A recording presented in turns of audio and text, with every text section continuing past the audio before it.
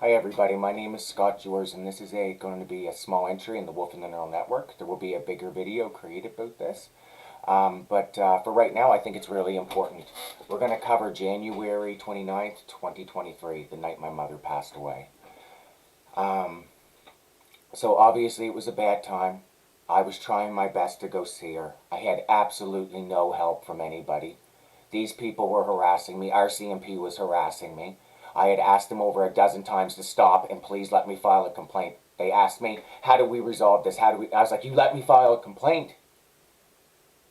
Right? As they're showing up here calling me a threat, as I've got blisters all over my feet walking to see my fucking mother in the hospital.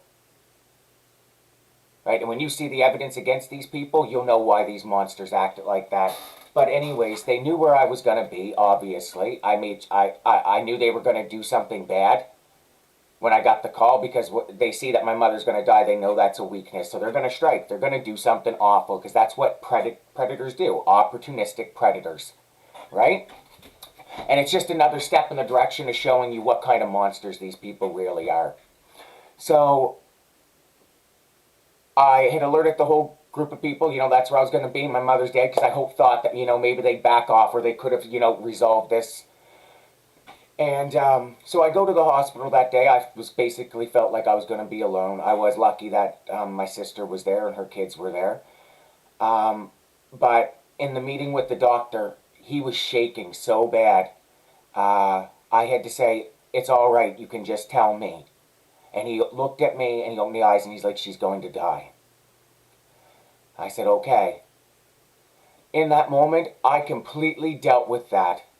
My best friend, my mother, going to die, and I completely dealt with it appropriately. So I had stayed there with her for the night, wiping blood away from her mouth and away from her eyes. And so, the morning had come. We're gonna jump. It was about 1:28 in the morning on the 29th. It was a Sunday morning. So you know that there's not many people at the hospital, right? There's nobody else around. And it had just happened, and I went out to my car because I was like, I need some fresh air. And you could speak with my family, the nurses, everybody. I was completely calm, especially given that I just lost somebody. And I go to walk back into the hospital, and it was down at St. Martha's down in NSHA, right? So, you got that underpass. And there was a big vehicle parked in between me and the hospital. So I seen people getting out, and a younger fella who had a sling on his arm got out on one side, and a man on the other, and they had masks on. And I said, well, to myself, I'm just going to walk around the back, and I'll press the door button, and I'll let them in, because I'm usually really polite like that, right? I think it's a sign of character when you try to do something like that. And so I got to the door, but they got there for me, and I was like, oh, thank you, right? And then I went in, and I held the next door open, and then I noticed it, and just sighed on. I was like, Mr. Houston? And he's like, yes. So I took a few steps inside, and I turned around, and all I said was, Scott Jewers, nice to meet you. And he looks down at the ground. He said, Scott Jewers, nice to meet you. That's right. That was the interaction. So what are the chances that he showed up there the exact moment? That's right. You see, had I have said anything to him, what do you think they would have done? Had I walked down the same hallway as him, what do you think they would have done? That's right. I put the odds of him being there at the exact same time at that day in between 1 and 10 million and 20 million. Right? So I'm not stupid. I know what that was. I was completely calm. So somebody could say you had a mental... It's like I have no mental issues. Right? You see, they needed to bury this, and they knew I'd be in a compromised or emotional state. So if you show up, and he's the premier, and I say or do something, who is everybody going to believe? Him. Right? He could have came before that day. He could have came after that date. Nobody did. That's right. So now everybody's just going to say, well, you're crazy. It's like, how am I crazy for stating exactly what happened? Right? So I waited because I thought maybe he's going to come talk to me. Maybe he's going to come talk to me. Didn't. Right? And so I went home that night. I went to a friend's place because I didn't want to be alone. And I got home the next morning and I went and I talked to my aunt who, was staying down across the street. And she said, Scott, I seen the ghost of your mother last night. I was like, what do you mean? She's like, I seen a light moving around in your house really early in the morning. I was like, oh, Cindy, I have a security light and stuff. She's like, no, I know that. I can see that. But I seen a light moving around in your house 100%. And I had to say, honey, you didn't see a light. It wasn't Mom. And then I had to tell her what happened with Tim Houston. So she didn't even know, and here she's saying that, right? Maybe she's very sure that she's seen it. I can't speak to it, right? So indicating that somebody was in my house that morning.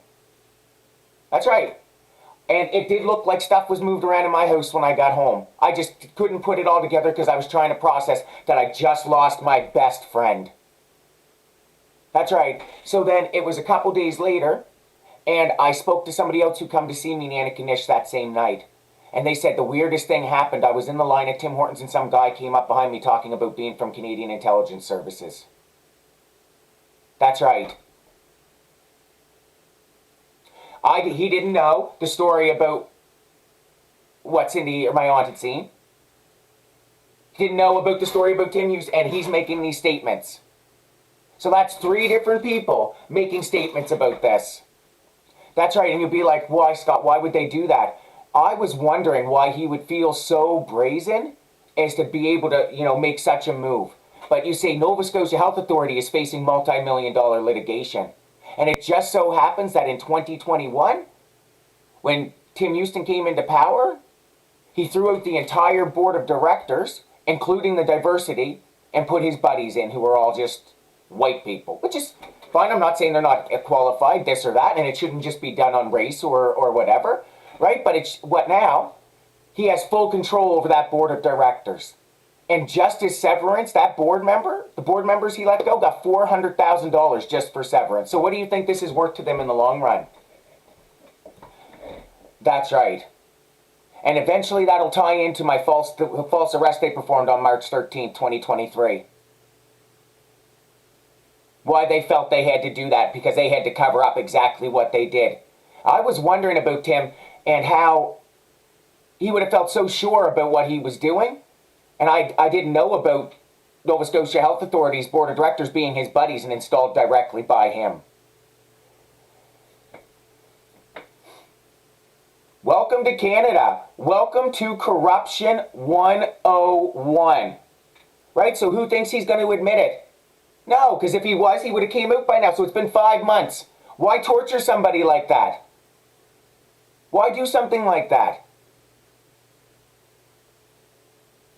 You all know the reason.